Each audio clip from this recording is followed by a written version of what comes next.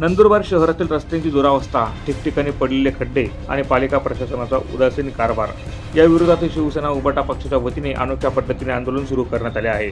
11 जुलै ते 17 जुलै या काळात वृक्ष लागवड आंदोलन सप्ताह साजरा करण्यात येत असून शहरातील विविध भागातील खड्ड्यांमध्ये वृक्षारोपण करून प्रशासनाच्या निर्दिष्ट मनोवृत्ती विरोधात आंदोलन छेडण्यात आले आहे। या आंदोलनाचे नेतृत्व महानगर प्रमुख पंडित माळी करत असून त्यांच्या मार्गदर्शनाखाली रस्त्यांवरील खड्ड्यांमध्ये वृक्षांची लागवड केली जात आहे। हे आंदोलन केवळ लोक प्रशासनाला जागा आणण्यासाठी नसून नागरिकांमध्येही जागरूकता निर्माण करण्यासाठी असल्याचं आयोजकांचं म्हणणं आहे।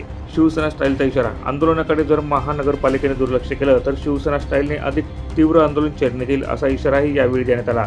शहरात याआधी निवेदनं देऊन खड्ड्यांबाबत लक्ष वेधण्यात आलं होतं, मात्र त्याची कोणतीही दखल प्रशासनाकडून घेण्यात आली नाही। झोपलेल्या प्रशासनाला जागवण्यासाठी घोषणाबाजी यावेळी करण्यात आली। घोषणांच्या माध्यमातून प्रशासनाला झोपेतून उठवण्याचा प्रयत्न करण्यात आला।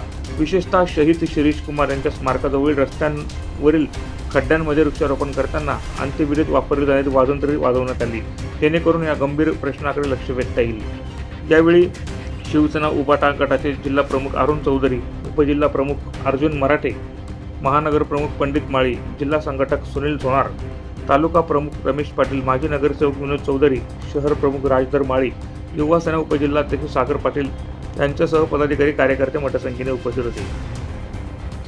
प्रतिनिधी प्रवीण चव्हाण, माझा महाराष्ट्र न्यूज, नंदुरबार।